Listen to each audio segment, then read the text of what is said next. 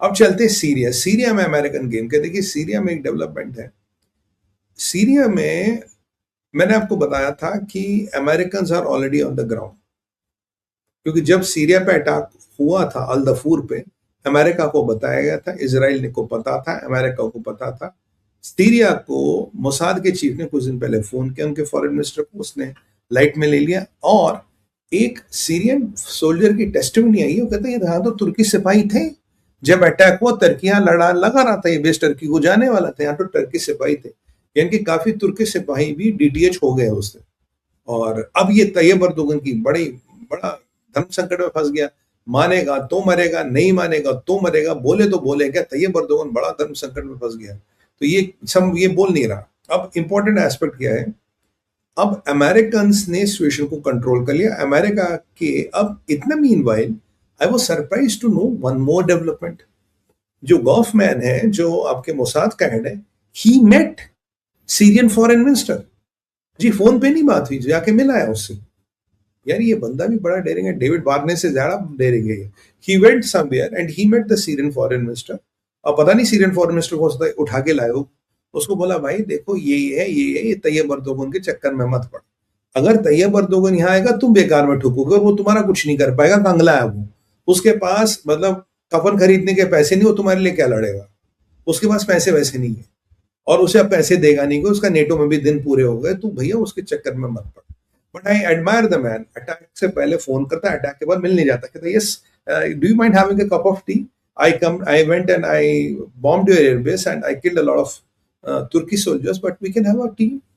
अब यहां अमेरिका को पता लग गया। अमेरिका और इजराइल में आपको कह रहा हूं यूं चलता ही। अब अमेरिकन ने क्या, अमेरिकन ने एक मैकेनिज्म बना दिया, Marco Rubio got into action. Marco ने एक मैकेनिज्म बचाया जिसमें सीरिया, तुर्की, इजराइल और अमेरिका और जॉर्डन, इनका एक वर्किंग ग्रुप बनाया जॉर्डनीज के साथ। अब जॉर्डन में किंग अब्दुल्ला जानते, बड़े अच्छे आदमी है किंग अब्दुल्ला साहब। तो उनका एक ग्रुप बनाया और कहना भाई ये सब मिलके इस सिचुएशन को कंट्रोल करेंगे। यानी कि तैयब अर्दोगन को उसकी ही जमीन पे घेर दिया। अब जो तैयब अर्दोगन के इरादे थे, वहां रडार लगाना, बेस बनाना, ये अब कुछ नहीं। अब पापा अमेरिका बैठा, यहाँ इसराइल बैठा, वहां किंग अब्दुल्ला बैठा, और सीरिया वालों का फॉरेन मिनिस्टर ऑलरेडी जाके मोसाद के चीफ से मिल लिया।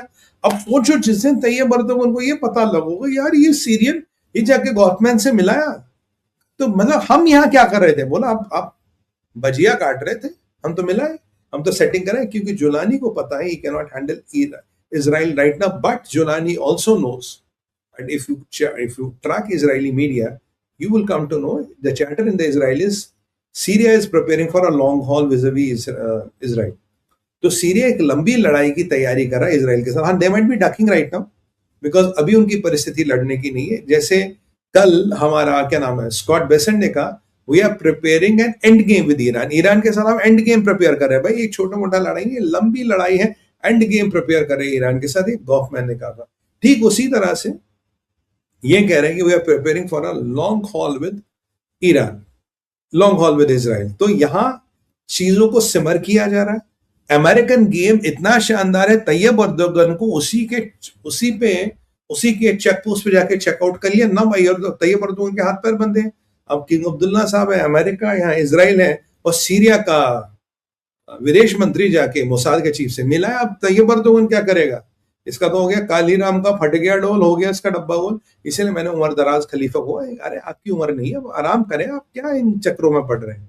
बिलाल अर्दोगन को बिठाओ गद्दी बुद्दी पे, जब तक बैठेगा, वैसे भी साल भर में गद्दी तो रहेगी नहीं भाई। अगले साल जब रक्षाबंधन होगी, तैयब अर्दोगन गद्दी पे नहीं बैठा होगा, मुझसे पूरे कागज पे लिखवा लो, ही वोंट बी देयर। तो ये जरा बड़ा अमेरिकन गेम सीरिया में चला, but Syria is braving. Syria is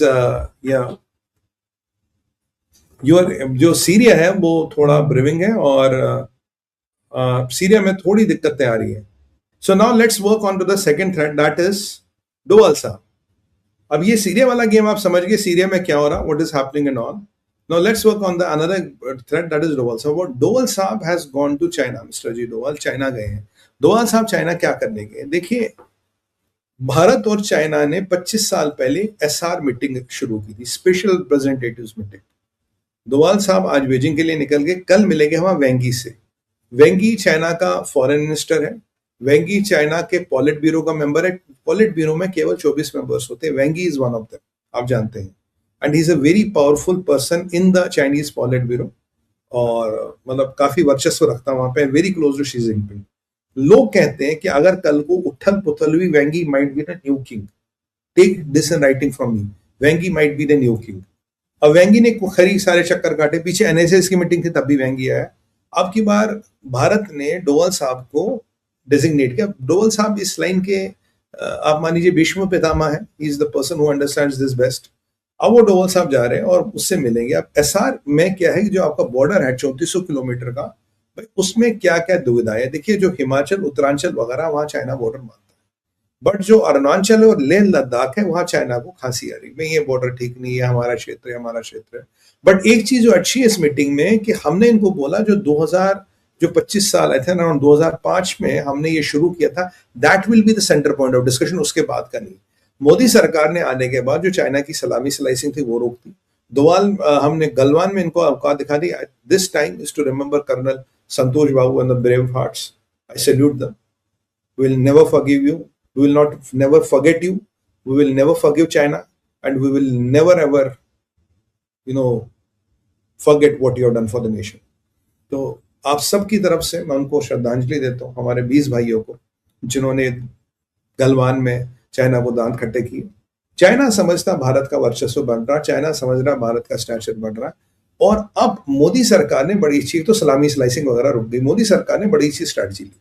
कहता भाई बात सुनो, जो हमारे बॉर्डर में हेल्थ होगी वही व्यापार की हेल्थ होगी। चाइना कहता अरे साहब बॉर्डर वॉर्डर का क्या, बॉर्डर चलता रहेगा, व्यापार करेंगे। कहता नहीं नहीं, जितना सुंदर और हेल्दी बॉर्डर होगा उतना ही हेल्दी तुम्हारे साथ व्यापार होगा। चाइना की समस्या है क्या, देखिए चाइना में पीछे 670 बैंक उन्होंने गायब कर दिए, दे हैव डिसअपीयर्ड। अब उनकी रिशफलिंग होगी, सॉरी मर्जर होगा, एक्विजिशन होगा, कुछ नहीं पता। People don't know what happened to their deposits. 18% financial institution China गायब कर चुका है। चाइना की इकोनॉमी की डायर हालत है, हालत खराब है। और अब जो तेल इनको अमेरिका से लेना पड़ेगा, आजकल परसों डॉलरों में लेना पड़ेगा, this will be the last nail in the coffin which they can not afford. Bharat ने धीरे धीरे चाइना से अपनी डिपेंडेंस हटा दी। पीछे मोदी जी ने बड़ा अच्छा कहा, बोला यार कंपोनेंट लेवल जो चीजें हैं वो भी बनाओ। पहले क्या मैन्युफैक्चरिंग यहां हो रहे थे, भाई कंपोनेंट चाइना से आ रहे।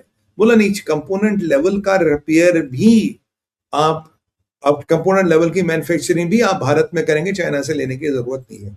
हमने चाइना जाने वाला पैसा रोका। और अब जो एजेंडा पे 3 चीजें हैं, 3-4 चीजें हैं। एक तो बॉर्डर वाला जो आप जानते हैं, दूसरा है ट्रेड बैलेंस, कि भाई अगर हम आपको 100 बिलियन एक्सपोर्ट कर रहे हैं, हम आपसे 100 बिलियन इंपोर्ट कर रहे हैं, आप हमसे 50 बिलियन एक्सपोर्ट कर रहे हो, जो ट्रेड डेफिसिट है इसको कैसे कवर करोगे। दूसरी बात, ये रेयर अर्थ्स को आप वेपनाइज करना नहीं चलेगा। तीसरी बात, बॉर्डर पे जो अरुणाचल वगैरह ये भूल जाओ।